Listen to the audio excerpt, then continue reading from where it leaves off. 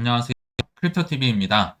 힘든 구간이 이어지곤 있지만, 그럼 도대체 과거에 더 힘들 때는 어떻게 비트코인이 큰 반전을 이뤄냈었는지 과거를 세부적으로 추적한 결과를 말씀드려 보겠습니다. 먼저 21년도부터 현재까지 나름 최근에 있었던 주요 상승 구간에 대한 이유를 제가 하나하나 파헤쳐 볼 텐데요. 이건 제 나름대로 그냥 정해 봤습니다. 구간을 세 개로 나눴는데요. 제가 파란색으로 표시한 구간은 거시적인 이유 때문에 올랐다. 두 번째 빨간색 구간은 코인 자체 이슈 때문에 올랐다. 세 번째 초록색은 천재지변이 발생하거나 그 이유를 제가 모른다. 모르면 모른다고 해야겠죠. 그래서 이 세 가지 색깔 중에 어떤 색이 가장 많이 나오는지도 한번 지켜보시면 좋을 것 같고요. 자, 이 차트는 비트코인의 21년도 이후부터 주봉 차트입니다. 가장 최근부터 상승의 이유를 하나하나 좀 따져보도록 하겠습니다. 일단 가장 최근에 나왔던 상승, 다들 기억하시는 이제 주봉인데요. 이게 뭐 6주 만에 뭐 말도 안 되게 5,500만 원짜리가 1억을 뚫고 올라갔던 사건이 발생했습니다. 제가 빨간색으로 표시를 했죠. 이게 코인 자체 이슈였던 블랙락이 비트코인 ETF 승인을 받음으로써 거의 10년 묵은 수건 사업을 해낸 거잖아요. 이게 그러니까 차트로 말을 해주는 것 같아요. 2배 가까이 오르면서 말도 안 되는 상승을 기록했던 거 차트로 잘 나타나네요.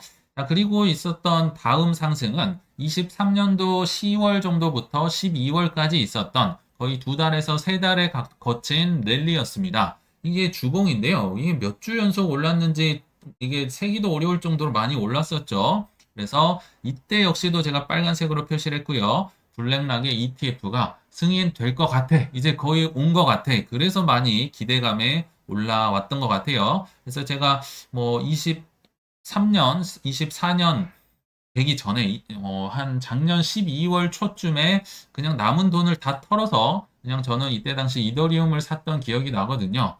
뭐 잘한 건지 못한 건지 뭐 나중에 판단이 되겠죠.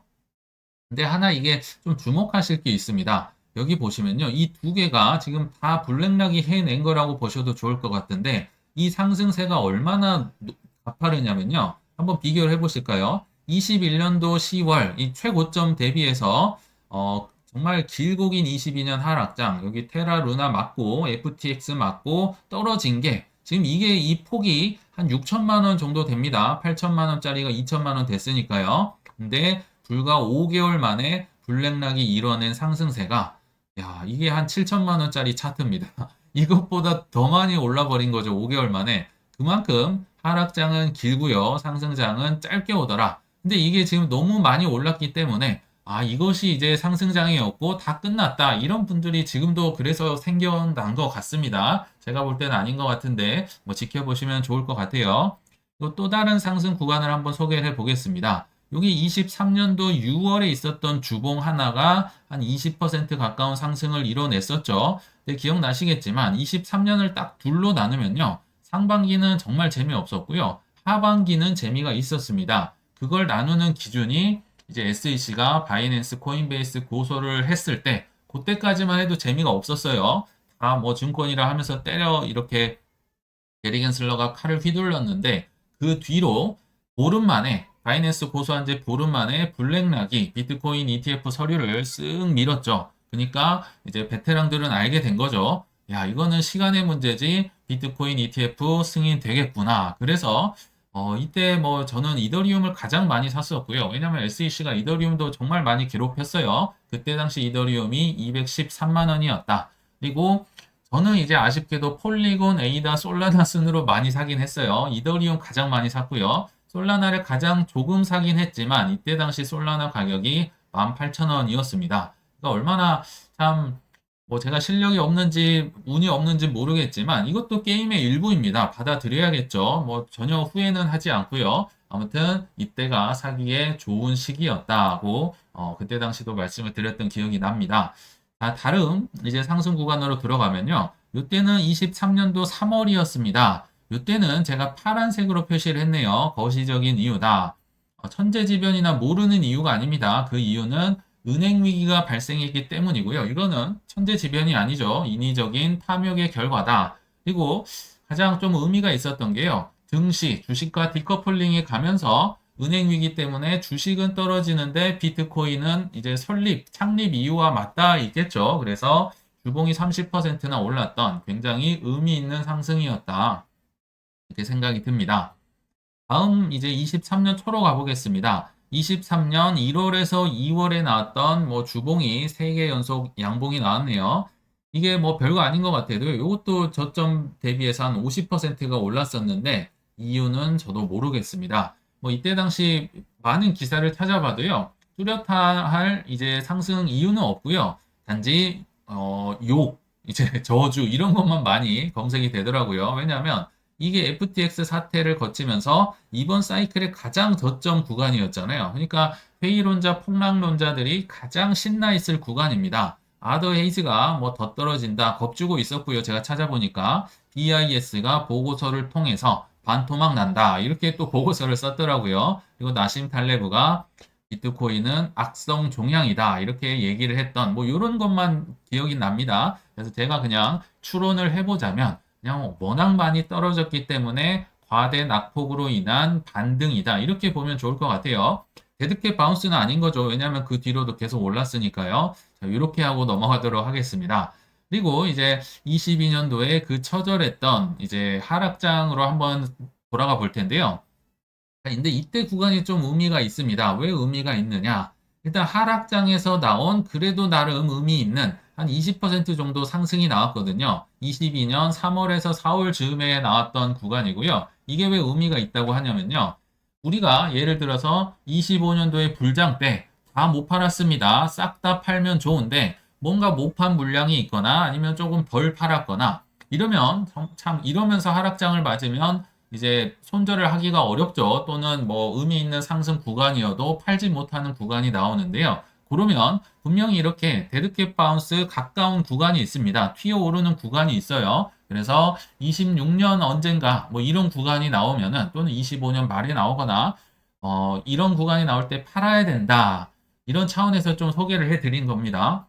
자, 이때 당시는 왜 이렇게 올랐냐면요. 하락장 구간에서도 루나는 이때 망했습니다. 5월 달에 망했고요. 이때 당시만 해도 테라 루나가 이제 권도영이 비트코인을 좀 더 준비금으로 본인 이제 코인 운영하는 데 쓰기 위해서 한 1.5조 원 가까운 비트코인을 샀다더라. 이 소문이 퍼지면서 이게 실제긴 했었거든요. 이러면서 비트코인이 올랐었고요. 물론 러시아 전쟁도 있었지만 요거는 천재지변이죠. 잠깐은 올랐던 것 같아요. 전쟁 때는 결국 비트코인으로 이제 가지고 도망가야 되더라. 후원도 이걸로 해야 되더라 해서 잠깐 올랐다가 결국은 이거는 이제 전쟁이 결국 발생하면요. 결국 다 같이 지금은 떨어지는 구간입니다. 그럼에도 불구하고 자 제가 이렇게 표시를 했던 게 40원짜리 알트코인이요. 이때 당시 280원까지 올라갑니다. 비트코인은 뭐 20% 꼴랑 올라갔지만 한 코인 이게 기억나실까요? 이 코인은 진리카라는 코인이었습니다. 이때 당시 메타버스 열풍에 뭐 디센방 날아가고 그럴 때요. 진리카는 뒤늦었지만 뭐 정말 뚫고 올라가더라고요. 메타버스 플랫폼 만들었다고 하면서 올라갔는데 왜 이 얘기를 드리냐면요. 다시 한번 말씀드리지만 세력들도 이때 다 못 털 수가 있거든요. 그러면 뭔가 분위기를 탔을 때 데드캣 바운스가 나왔을 때 뭔가 이슈나 뉴스를 터뜨려서 분명히 비트코인보다 훨씬 올라가는 알트코인이 있을 겁니다. 그럴 때가 이제 마지막으로 혹시 못 턴 게 있다면 뭐 털어야 되지 않을까 뭐 개인적으로 생각이긴 하지만 말씀을 한번 드려봤습니다. 그리고 이때 당시는 거의 뭐 비트코인의 불장의 정점에 있을 때잖아요. 그래서 이때는 사실 그렇게 배울 만한 점은 있지 않아요. 상승의 이유를요. 그래도 한번 짚고 넘어가자면 거의 불장의 근처입니다. 이때 당시 한 60% 정도 올랐던 걸로 제가 체크를 해봤고요. 이렇게 올라가면요. 정말 장기 투자자와 비트코인 맥시멀리스트들이 급증을 하는 시기. 이제는 뭐 더 이상 떨어지진 않을 것이다. 뭐 한 10년 갖고 있으실 것이다. 지금 이렇게 힘들 때 이렇게 얘기를 하시는 분들은 정말 진짜 백이들 분들이라 생각이 들고요. 근데 올라갈 때는 정말 많이 나오더라고요. 자, 고점의 신호인 거고요. 또 하나 고점 신호가 뭐냐면요. 뭐 밈코인이라든지 알트코인이 뭐가 될지 모르지만 아무튼 막 난리가 납니다. 이때 당시 페이코인이 5000%가 올랐었고요. 시바이누 뭐 말도 안 되게 올랐었죠. 그리고 BTS를 밈코인이죠. BTS의 이제 아미 코인이 나와서 130배가 당시에 올랐었고요. 오징어 게임의 코인이 나와서 2400%가 오르는 등 정말 말도 안 되는 이해할 수 없는 일들이 불장의 고점 때는 나온다. 특히나 비트코인이 전고점 뚫고 횡보를 하면서 이더리움이 전고점을 뚫었을 때, 뭐 그때 즈음이 이제 알트코인은 파티를 하는 시기거든요. 그때 한번 뭐 참고를 해주십사 차원에서 뭐 요거는 뭐 그렇게 배울 점이 있는 것 같진 않지만 좀 말씀을 드려봤습니다. 그리고 이 화면의 마지막으로 사실 이게 우리가 바라는 지금 어찌 보면 굉장히 바라고 있는 이벤트가 아닐까 이런 생각이 드는데요. 분명히 크게 올라갔다가요. 비트코인이 부다빔을 맞으면서 비트코인 지금 많이 빠져봤자 20에서 30%인데요. 이때 당시는 불장의 정점에 있음에도 비트코인이 거의 한 60% 빠져버렸습니다.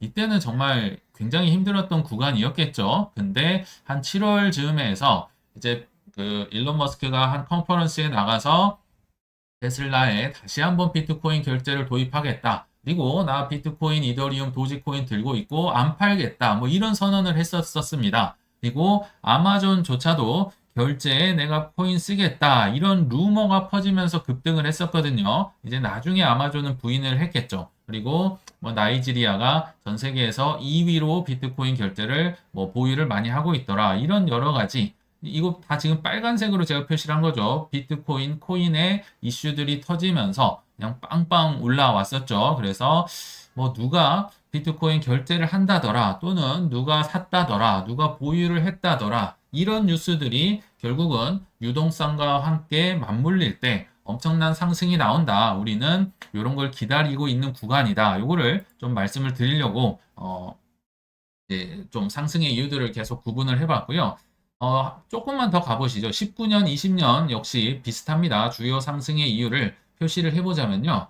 뭐 이때 20년도 이제 5월, 6월 이후로는 뭐 바나나 존이 나왔기 때문에 뭐 그렇게 공부할 필요는 없을 것 같아요. 자, 이때가 조금 그 코로나가 발생을 하면서 굉장히 의미 있는 상승이 나왔었죠. 이게 거의 뭐 반토막이 났습니다. 몇 주 만에 반토막 이상이 났었는데 이때 당시 결국은 회복을 했거든요. 이 저점에서 반토막이 났으면 이제 100% 올라왔으면 똔똔이 됐다는 건데요. 이 100% 올라왔을 때 구간이 제가 볼 땐 23년도 1월에 그 정말 크게 FTX 사태 이후로 낙폭 과대 이후로 올라왔을 때랑 유사하다고 생각이 듭니다. 이유가 없습니다. 그냥 크게 떨어졌기 때문에 크게 올랐다더라. 단지 제가 하나 말씀을 드릴 거는 이때 당시요. 코로나 폭락이 얼마나 심했는지 뭐 투자의 전설 다 도망갔을 때입니다. 이제는 폭락 온다 하면서 뭐 레이 달리오다 뭐다 다 도망갔는데 몇 명만 기억이 납니다. 그래도 오를 것이다. 필립 피셔 뭐 이런 분들 근데 그분들은 주식만 하니까 뭐 차치하고 폴 튜더 존스가 이때 등장을 합니다. 그러면서 비트코인이 코로나 인플레이션에 대한 해지 수단으로 굉장히 좋다. 이 발언을 했던 게 기억이 납니다. 이렇게 떨어질 때 낙관론을 유지하면서 사는 게 얼마나 힘들고 어려운지. 그러니까 뭐 큰 부자가 됐겠죠. 아, 제가 초록색으로 구분을 해봤고요. 자, 마지막 구간입니다. 이때를 기억하시는 분들이 많이 있으실지는 모르겠습니다. 자, 18년도가 겨울이었죠. 19년도는 봄인데요. 이 봄에 와, 이게요. 사실 이게 많이 떨어져서 FTX 이상 가는 힘들었던 구간입니다. 왜냐면요. 18년도부터 거의 1년간을 한 이 800만 원 구간을 지지 구간으로 삼으면서 안 떨어졌었는데 갑자기 뭐 비트코인 SV 사건이 터지면서 한 350만 원까지 떨어져서 이게 몇 달을 횡보를 해버렸죠. 그래서 개인적으로는 이때가 가장 길게 힘들었던 구간이고요. 이때는 가장 이제 짧은 순간인데 정말 힘들었던 구간이라고 보시면 좋을 것 같은데 여기 보세요. 어찌됐든 저점 구간 350에서 400만 원 즈음 했거든요. 그게 이게 뭐 몇 주가 올랐는지 모르겠습니다. 1600만 원을 뚫고 올라갑니다. 저점 기준 4배에서 5배까지 올라가고 이때 당시 공포 탐욕 지수가 무려 95였습니다. 95였어요. 극단적 탐욕에 이릅니다. 그래서 제가 볼 땐 이게 24년 3월에 정말 그 블랙락의 ETF 못지않게 크게 올랐을 때가 아닌가. 오를 때가 아닌데 올라버린 거죠. 지금 봄이었는데 뭐 여름에 이럴 수도 있고요. 이때 당시 뉴스를 좀 찾아보면요. 뭐 뉴욕 증권거래소 모 회사 아이스가 뭐 마이크로소프트와 스타벅스와 합쳐서 벡트라는 선물 거래소를 만들었다. 만들 계획이 있다. 실제로 만들었죠. 그리고 페이스북에 리브라 코인이 나와서 메신저나 여러 군데 결제나 송금에 쓰이고 뭐 여러 가지 페이팔이라든지 마스터카드, 비자가 협업을 한다더라. 이런 뉴스가 또 나왔었어요. 그리고 JP 모건이 JPM 코인을 만들어서 뭐 그렇게 코인 싫어한다면서 JPM 코인 이제 출시할 계획을 발표를 합니다. 그리고 삼성전자 S10 핸드폰에 코인 지갑을 설치한다더라. 뭐 이런 굉장히 굵직굵직한 뉴스들이 나오면서 꽤나 많이 올라왔었습니다. 근데요, 요거 보시면 또 참 투자가 어렵다 생각이 드는데요. 단타나 장투나 지금 보면 비슷해 보입니다. 자, 한번 보세요. 이때 당시 투자를 한다고 하는 게 얼마나 힘들었는가. 특히 장기 투자의 기준입니다. 이렇게 300만 원, 400만 원 했던 게요. 1,600만 원까지 올랐습니다. 그리고 그래도 조금 떨어지고 올라가면 좋은데 웬걸 이렇게 많이 떨어졌다가 올랐다 코로나로 완전 떨어져 거의 뭐 이거 올랐던 게 다 1,600만 원 갔던 게 다시 한 500만 원 지금까지 떨어진 거잖아요. 그러니까 이때는요.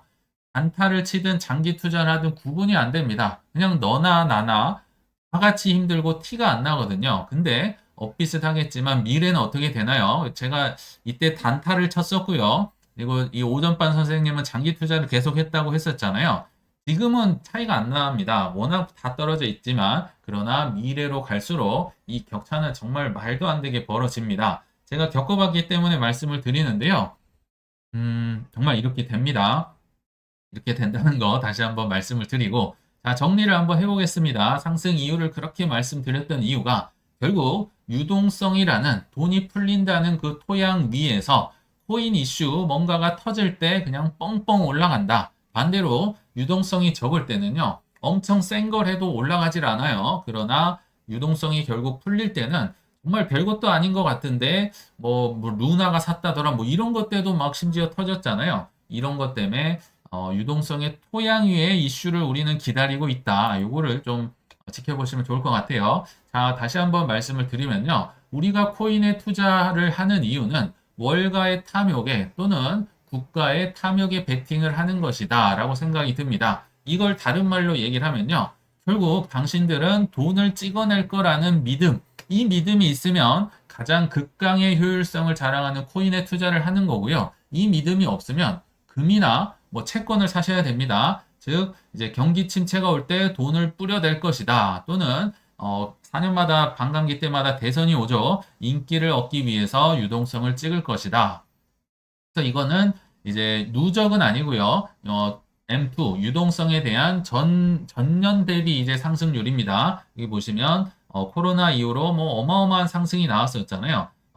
돈이 엄청 풀리다가 또 말도 안 되게 금리를 올리면서 유동성이 뚝 떨어졌다가 이제 저점을 찍고 올라오는 이거 여기에서 한번 생각을 해봐야 되는 거죠. 유동성이 계속 풀린다고 베팅을 하는 분들은 이제 저점에 비트코인, 이더리움, 주요 알트코인을 계속 사시면 될 거고 아니다. 유동성 꺾일 것이다. 계속 뭐 긴축으로 갈 것이다 하면 금이나 채권을 투자하는 게 어떨까? 뭐 선택의 영역이겠죠.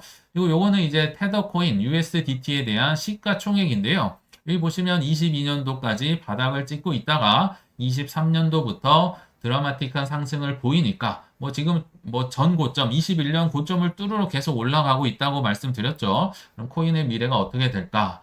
결국은 이제 코인의 투자 이유를 한 장으로 요약하면 그냥 이 차트입니다. 몇 번 보여드렸던 것 같은데요. 요게 비트코인, 요게 M2, 돈이 풀리는 거에 대한 누적량을 나타냅니다. 다시 한번 복습을 해볼게요. 이게 비트코인, 이게 M2라고 했었죠. M2 유동성이요. 이 고점을 이제 단기 고점을 찍었다가 긴축에 들어갑니다. 돈을 이제 회수를 했죠. 그래서 힘들다 하다가 이제 전 고점을 뚫고 올라갈 때, 자, 전 고점을 뚫고 올라갔죠. 이게 약 16년도 말쯤에 됩니다. 17년 말에 불장이 왔지만 16년 말부터 결국 돈을 풀어내니까 그거와 비슷하게 여기 보시면 막 횡보라든지 여기 하락도 있어요. 이게 워낙 작아서 그렇지만 안 보이지만 결국 유동성이 풀리니까 정보를 뚫고 올라가니까 비트코인이 크게 오르더라. 똑같습니다. 그 이후로 18년도에 여김없이 긴축이 찾아옵니다. 돈을 회수하니까 비트코인도 재미없다가 전고점을 오를까 말까 횡보를 계속 하다가요. 사실 이게 횡보가 더 갈 수도 있었던 것 같은데 갑자기 예상치 못한 변수, 여기 크게 떨어지는 거 보이시죠? 코로나라는 변수가 등장을 하면서 정말 기하급수적으로 유동성을 돈을 찍어냅니다. 이 전고점을 뚫고 올라가니까 비트코인 가격이 말도 안 되게 올라왔었죠. 이게 이제 20년도 거의 중순쯤에 이런 일이 발생했는데요. 자, 만약이지만 코로나가 만약 발생하지 않았다. 제가 볼 때는요, 이 21년 4월 수많은 사람들이 열광했던 이 불장은 없었을 거란 생각이 듭니다. 왜냐면, 원래는 21년도 10월 즈음이 제가 볼 때 FOM적인 상승 구간이었거든요. 근데 코로나 때 돈을 정말 이렇게 풀어대니까 21년도 4월에 미니 불장이 만들어지면서 모두가, 특히 알트코인은 더 심했죠. 모두가 열광하는 이 사태가 나타났다. 그러니까 코로나가 없었으면요, 요게 조금 작았을 거고 뒤에가 좀 더 컸지 않았을까. 뭐 결과론적인 얘기지만 한번 말씀을 드려봤고요. 다 역사는 반복이 되죠. 근데 이게 긴축이 좀 심했습니다. 22년, 23년 초까지 오면서 정말 참 돈을 많이 긴축을 했네요. 그러다가 또 전고점을 뚫으려다 떨어지고 뚫으려다 떨어지다가 결국 전고를 뚫고 올라갔습니다. M2가 누정량 기준으로 올라갔는데 그럼 올라갈 때 비트코인이 어떻게 될 것인가? 전고점 근처에서 이게 멈춰버리고 떨어진 적은 지금까지 한 번도 없었습니다. 게다가 유동성이 올라가고 있기 때문에 우리는 이제 돈 찍어낼 것에 베팅을 하면서 코인에 대한 이벤트를 대기 중인 구간이다. 이렇게 한번 정리를 해보겠습니다. 그럼 어떤 이벤트가 나올 것이냐? 결국 국가든 기관이든 은행이든 아니면 큰 뭐 개인, 건물이든 뭐 코인 샀대 또는 썼대 또는 누가 뭐 대통령에 당선이 됐대 뭐 이런 이벤트겠죠. 근데 이미 과거형으로 돼버렸으면 기회가 없겠죠. 살 것 같다더라. 이때 기회가 있을 거고요. 이걸로 쓸 것 같은데, 될 것 같은데 할 때 기회가 있을 겁니다. 자, 어떤 이벤트냐? 샀대. 당연히 ETF를 통해서 국가든 연기금이든 기관들이 하나하나 이제 고백을 계속 해 나갈 거고요. 쓴데, 그러니까 앞으로 트위터나 뭐 메타라든지 여러 가지 플랫폼에서 결국은 결제라든지 송금에 쓰일 거거든요. 쓸 때는 이미 늦은 겁니다. 쓸 것 같을 때, 힘들 때 사셔야 되고요. 그 외에도 뭐 RWA의 세상이 온대, 부동산이 올라온대, 채권이 올라온대, 뭐 AI가 뭐 이 AI로 인한 혈액으로 코인이 쓰일 거대, 뭐 그리고 게임에 쓰일 거대, 이런 게 이제 나타나기 전에 사셔야겠죠. 쓴대 하면 이미 늦은 겁니다. 됐대 하면 늦은 거죠. 트럼프가 당선이 됐다더라. 그러면서 겐슬러가 잘렸다더라. 해임하기 전에 기회가 있겠죠. 이미 트럼프가 당선이 돼버리면 뭐 그 이후로도 올라가긴 하겠지만 그 전에가 훨씬 기회가 있다더라. 그래서 정리를 해보면요. 결국 그들의 시간이 있고요. 그들이 이제 저점에서 레버리지를 씁니다. 그래서 그때 호재 이벤트, 호재 소식과 함께 이벤트를 좀 기다리면 좋겠다. 왜냐면 제가 이제 마지막으로 제가 오랫동안 코인을 관찰한 바로는 이 메이저 기관들은요, 개미들의 물량을 떨어질 때마다 지루하게 매집을 해오다가 저점 부근에서요, 미리 그들이 안 건지 또는 자기들이 만들어낸 것까지는 모르겠지만 아무튼 호재 뉴스와 함께 레버리지로 엄청난 상승을 일으켜 왔습니다. 즉, 뭐 돈이 없는데 어떻게 이게 올라가느냐 하시겠지만 갖고 있는 현금에 레버리지를 태워서 정말 말도 안 되는 태풍을 과거에도 계속 만들어 왔었습니다. 결국 그들의 유동성과 레버리지로 태풍이 올라를 기다리면서 우리는 이만 물러가겠습니다. 시청 감사합니다.